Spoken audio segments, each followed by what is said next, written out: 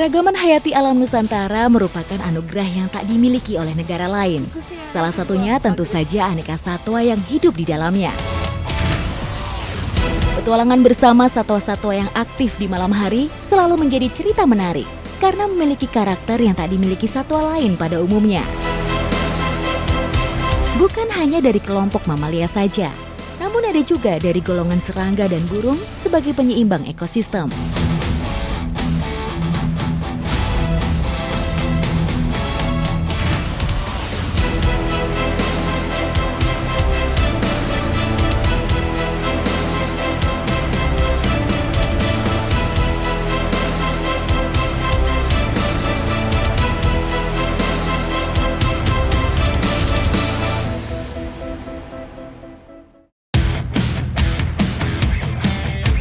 Pantai Saumil yang terletak di pesisir selatan Kabupaten Tanggamus, Lampung menjadi destinasi petualangan saya kali ini.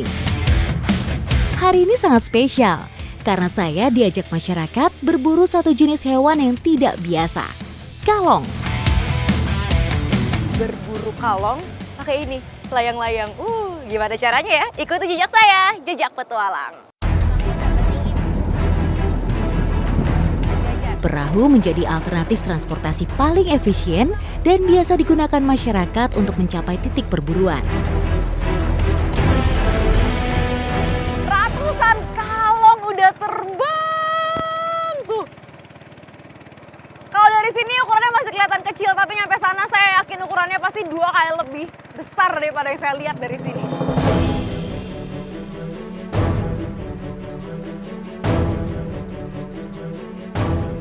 Cara mancingnya ini, jadi kita taruh senarnya di layangan ini ya Om. Ya. Senarnya ini udah dipasangin kail-kail. Ada 75 kail.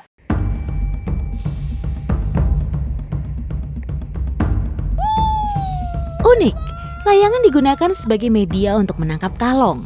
Kailnya menjadi senjata utama untuk menjerat layaknya memancing ikan. Namun ini di udara.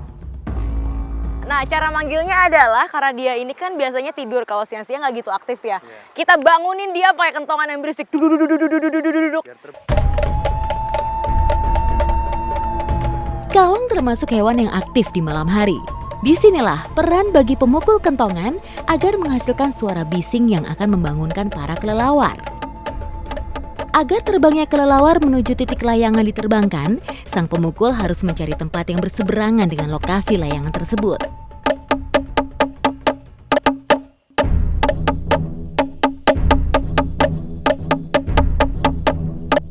Kalong atau sebutan ilmiahnya Pteropus vampires merupakan sebutan bagi jenis kelelawar yang memiliki ukuran lebih besar di antara jenis lainnya. Beratnya bisa mencapai 15 kg. Tak heran di tempat lain, mamalia bersayap ini populer juga dengan sebutan large flying fox.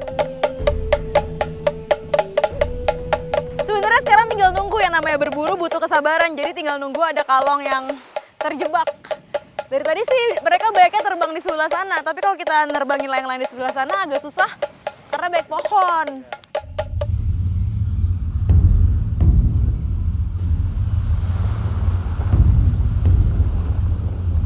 Yes. Dapat tuh. Ada dapat. Di sini ada dapat. Kita coba kita dapat nggak? Wih. Tim yang sebelah sana dapat. Ayo.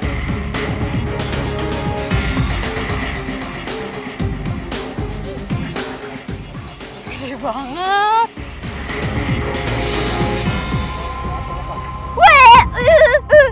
Gede banget dan ini tenaganya dia besar banget. Jadi kita megangnya harus tuh benar-benar kenceng, benar-benar tarik sayapnya ujung sama ujung. Karena kalau lengah sedikit, lengkup sedikit bisa bahaya kena gigitan dan cakarannya.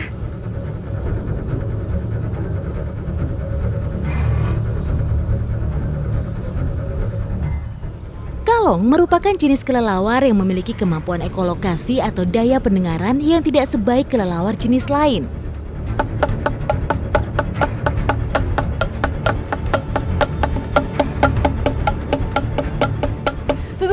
Tuh. Masih keikat di kailnya. Angkat Mas, angkat.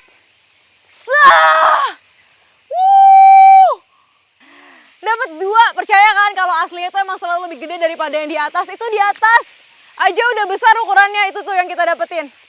Kurang lebih bentangannya itu bisa sekitar 1 meter.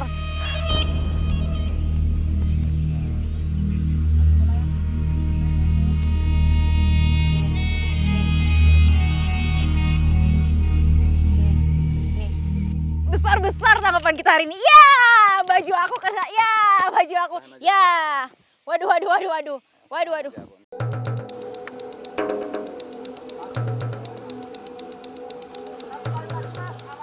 Berburu kalong telah menjadi kearifan lokal bagi masyarakat di sekitar Pantai Saumil. Khususnya pemburu dari desa Wonosobo Tanggamus yang bermukim tak jauh dari lokasi.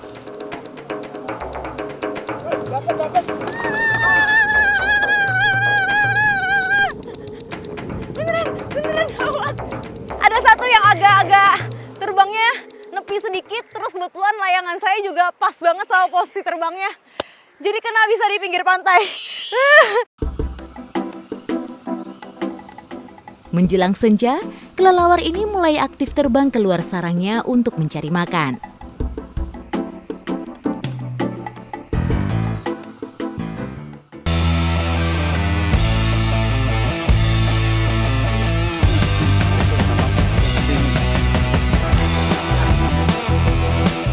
Dua satwa malam yang merupakan musuh bebuyutan, tikus sawah dan burung hantu, menjadi rangkaian petualangan selanjutnya.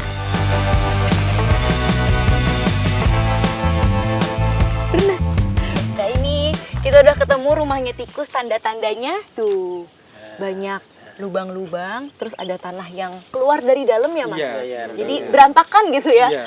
Ada tanah yang Bukan berantakan tanah. dan ada lubang-lubangnya. Nah Ada disitulah lubangnya. tempat tikusnya tinggal.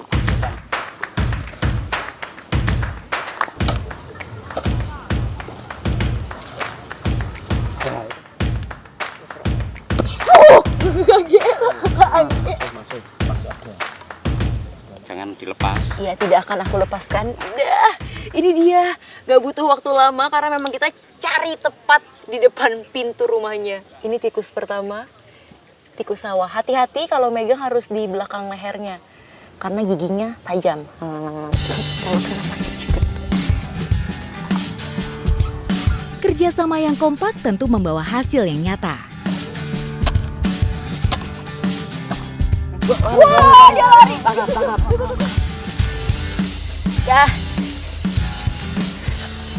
Ini dia namanya teknik grobyokan dengan jaring. Jadi tuh tikusnya mau lari kemana aja dia nggak mungkin bisa kabur karena di sekelilingnya udah ada jaringnya. Nah, tikusnya yang kedua agresif sekali. Seiring berjalannya waktu, cara ini dinilai kurang efektif karena membutuhkan waktu serta tenaga ekstra. Wah, itu. Iya, tangkap. Iya, Pak, tangkap. Gimana? Jangan ditarik. Aduh, panik nih. Nah, tadi Ini ya itu. Nah, udah. Nah, Jangan tinggi-tinggi. iya, tidak tinggi-tinggi. Aduh. Ketika tikus itu keluar, refleksnya juga harus cepat. Nah, saya belum punya refleks itu, tapi berhasil ditangkap karena orangnya banyak. Ini bedanya tikus sawah sama tikus rumah ya, Pak? Di bagian itu tuh, perutnya. Kalau tikus sawah, perutnya warna putih, bersih. Kalau tikus rumah biasanya coklat-coklat kehitaman. Udah.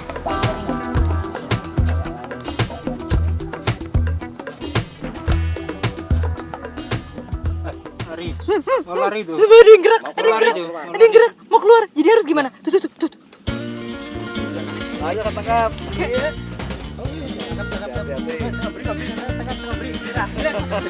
Ayo. Dia lari.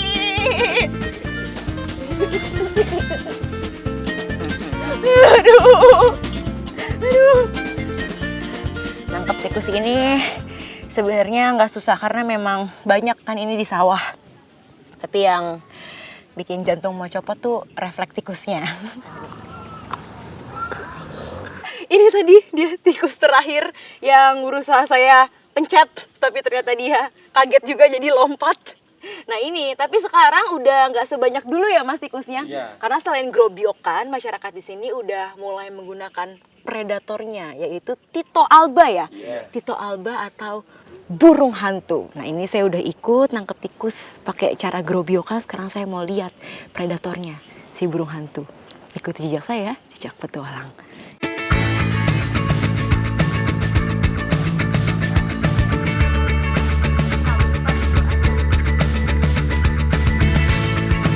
Sejak tahun 2010, akhirnya warga desa Guntur mulai memanfaatkan burung hantu sebagai pengendali hama tikus.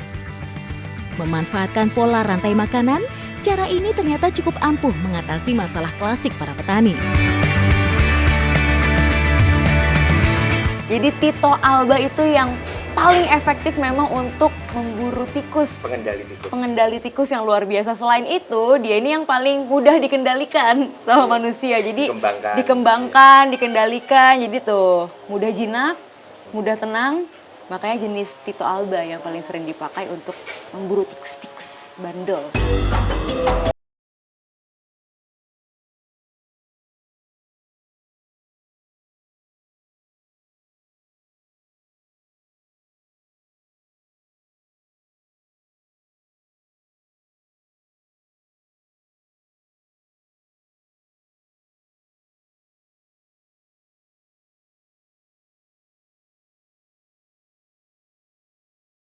Makanya kalau udah jadi bentuknya ini mirip bener-bener kayak rumah manusia ya Pak Pujo. Lengkap sama atapnya. Cuma atapnya dibuat lebih lebar supaya sama burungnya nanti terlindung dari panas matahari, dari hujan juga.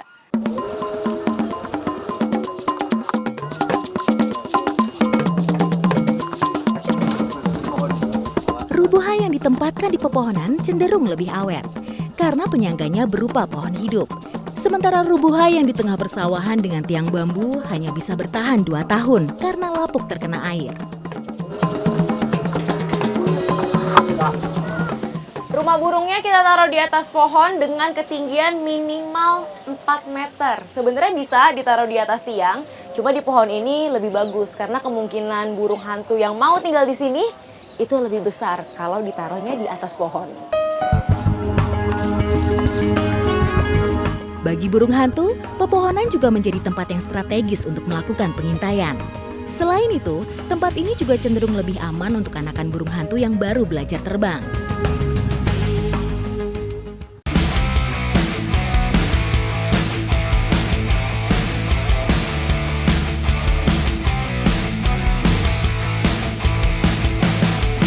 Petualangan tak melulu soal sensasi di tengah eksotisme alam.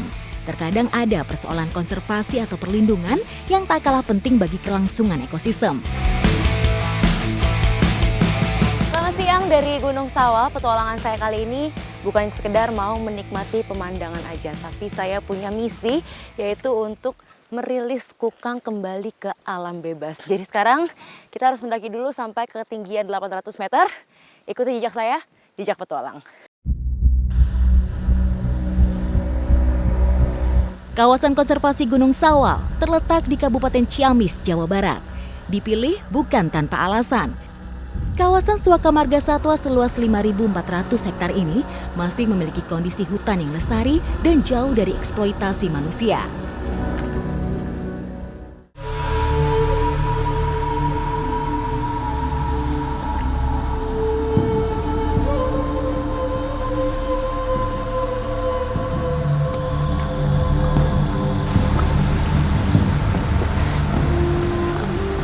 Kukang ini hewan nokturnal atau yang aktifnya pada malam hari. Jadi kalau kita mau rilis seperti sekarang, kita nganternya pun harus dari waktu yang siang menuju ke sore. Jadi nggak mengganggu siklus hidupnya.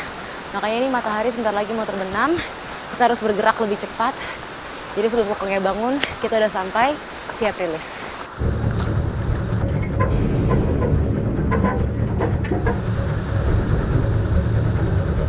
Tak hanya menjadi habitat kukang, Gunung Sawal juga masih menjadi habitat macan tutul.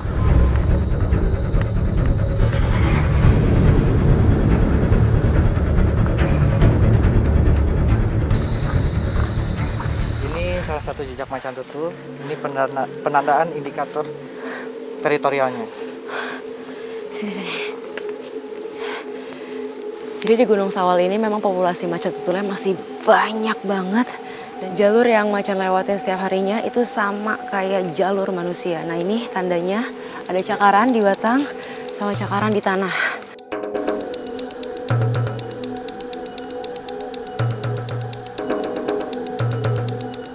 Setelah berjalan hampir 3 jam, saya pun sampai ke kandang habituasi kukang.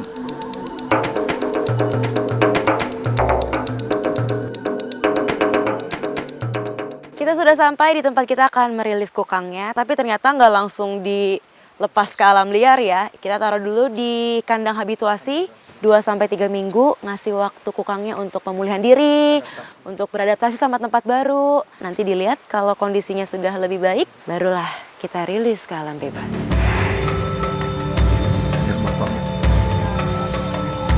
Proses habituasi atau penyesuaian diri dengan kondisi sekitar dilakukan di kandang terbuka berukuran 3 x 4 meter ini.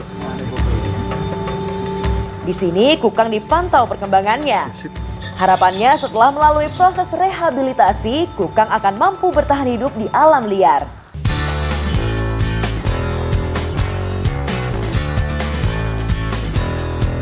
Oke, sebelum dilepas ke kandang habituasi, kukangnya ini dipasang semacam kalung radio collar ini sebagai pendeteksi pergerakannya.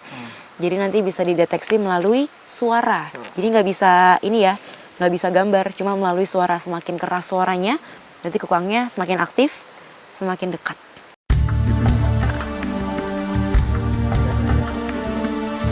Saatnya pelepasan, dibutuhkan kehati-hatian untuk menangani seekor satwa liar. Meski ukuran kukang tergolong mungil, primata ini juga punya kemampuan untuk menyerang. Kukang pertama audit udah kita rilis. Tuh. Jadi dipancing pakai bambu, nanti dia jalan masuk ke kandang habituasi. Nah di situ mulai deh dia ngerambat dari satu ranting ke ranting yang lain, belajar mengadaptasi, belajar menyesuaikan diri sama tempat tinggal barunya.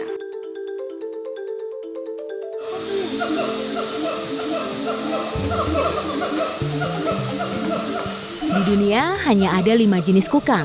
3 diantaranya ada di Indonesia, tersebar di Pulau Sumatera, Kalimantan, dan Jawa.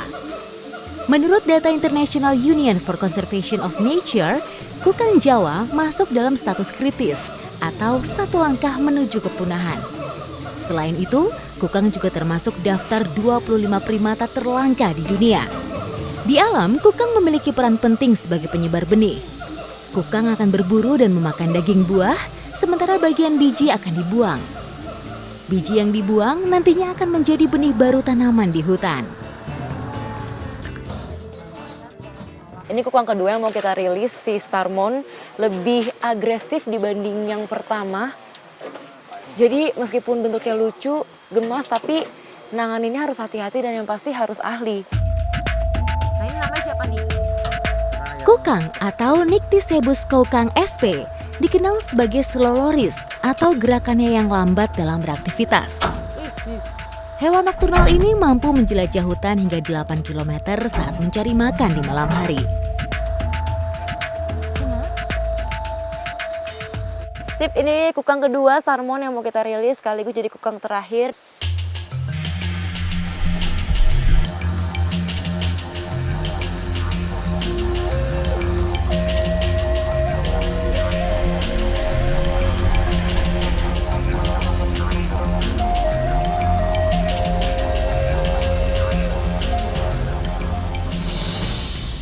Tadi kita udah pasang radio collar di salah satu leher kukangnya. Nah ini adalah alat yang bisa mengecek keberadaan kukangnya. Semakin nyaring bunyinya berarti kukangnya semakin dekat. Tuh.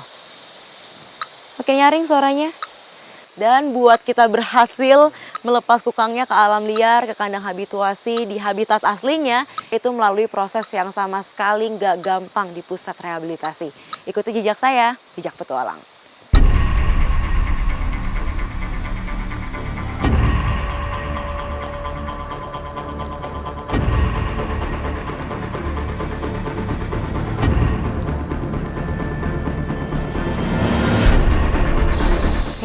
Jalur yang kita lewatin ini memang cukup berbahaya karena kalau malam hari banyak hewan-hewan liar yang keluar untuk cari makan, babi hutan, macan. Jadi pergerakan kita harus cepat sekaligus juga waspada dan hati-hati.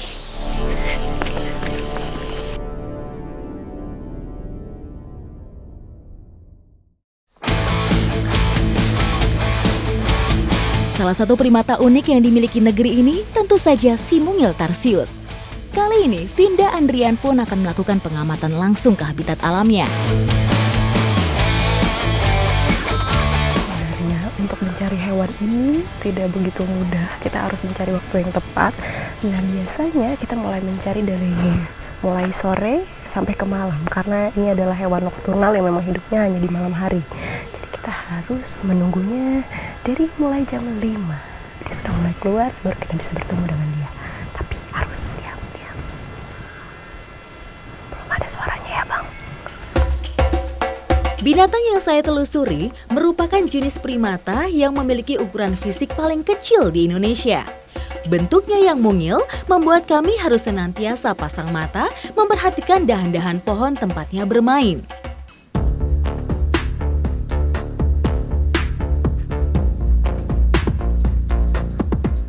Diawali dengan suaranya yang khas, primata ini muncul dari lebatnya pepohonan pala, membuat saya sangat takjub.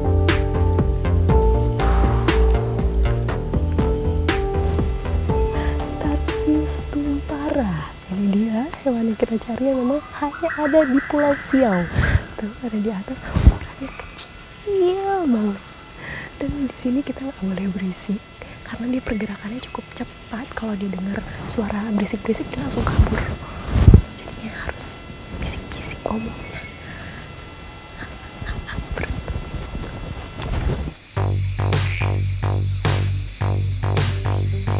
Tarsius tumpara, binatang endemik Pulau Siau, menyandang predikat primata paling kecil di Indonesia dengan tinggi sekitar 15 cm dan berat hanya 80 gram. Tarsius tumpara hampir tak pernah berjalan di tanah. Hidupnya sangat bergantung pada pohon, bahkan saat mereka tidur dan melahirkan. Kondisi alam yang terjaga sangat penting demi kelangsungan kehidupan binatang langka yang satu ini.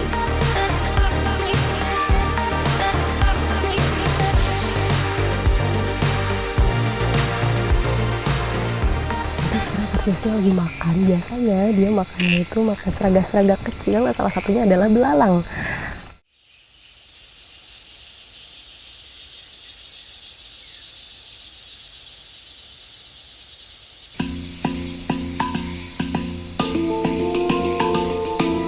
Meski mungil, Tarsius tumpara memiliki mata besar, sehingga penglihatannya sangat tajam di malam hari. Kepalanya pun unik, karena dapat berputar 180 derajat layaknya burung hantu. Primata ini memiliki sifat monogami atau setia pada satu pasangan. Jika salah satu pasangannya mati, maka pasangan lain akan ikut mati setelahnya. Hal tersebut menjadi salah satu faktor mengapa populasi Tarsius menjadi sangat langka. Tarsius tumpara memiliki status konservasi terancam kritis. Bahkan, binatang endemik Pulau Siau ini disebut oleh peneliti primata dunia sebagai salah satu dari 25 spesies primata paling terancam punah.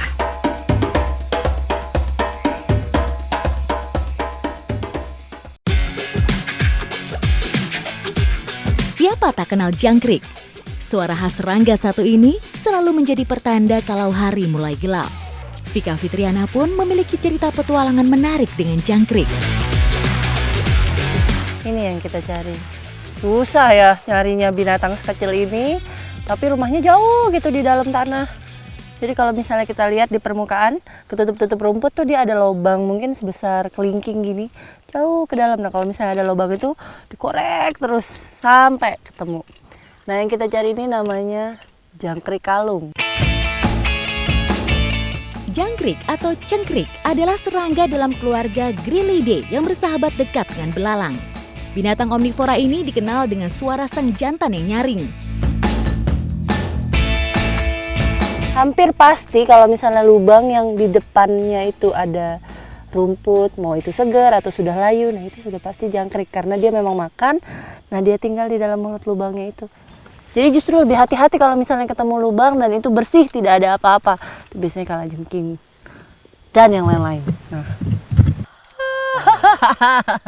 Maaf ya Ibu, Bapak. Nah kalau yang tadi kan kita dapat dalam satu lubang satu, tapi ada juga yang dua ya.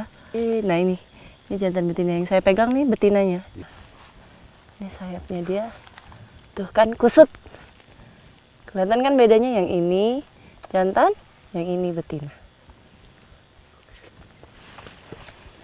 Selain sayap yang membedakan jantan betina, nah betina ada ininya nih. Tuh.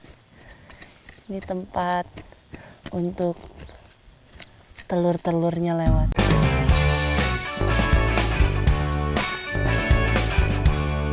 Habitat jangkrik berada di daerah dengan tanah gembur bersuhu 20-30 derajat Celcius. Karena makanan favorit jangkrik adalah rerumputan lunak jenis lumuran yang tumbuh di tanah subur. Nah ini ada satu cara kalau misalnya kita nggak yakin ini lubang isinya apa.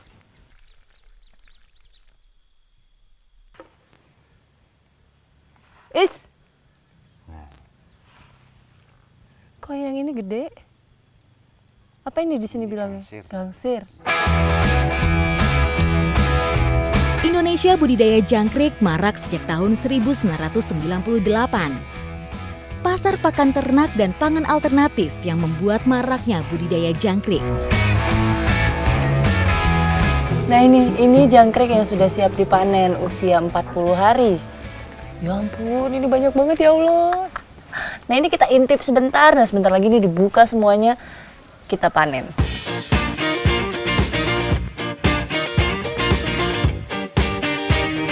Hasil utama budidaya jangkrik adalah jangkrik londo atau jangkrik remaja yang berusia kurang dari 3 bulan, yaitu jangkrik muda yang belum memiliki sayap. Ini menjadi komoditas penting untuk memenuhi pasar pakan ikan dan pakan ternak burung. Panen biasanya dilakukan saat hari sedang teduh, mengingat jangkrik gampang mati jika terkena panas yang terlalu tinggi.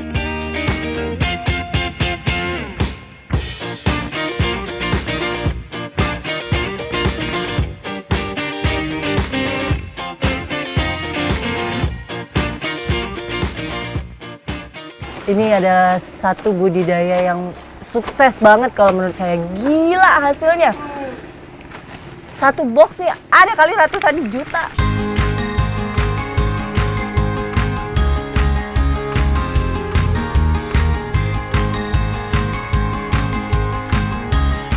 Jangkrik sangat berguna bagi tubuh manusia, terutama untuk pembentukan sel baru dan antioksidan. Gizi jangkrik juga lebih tinggi, 3 kali lipat dari ayam, tempe, dan udang.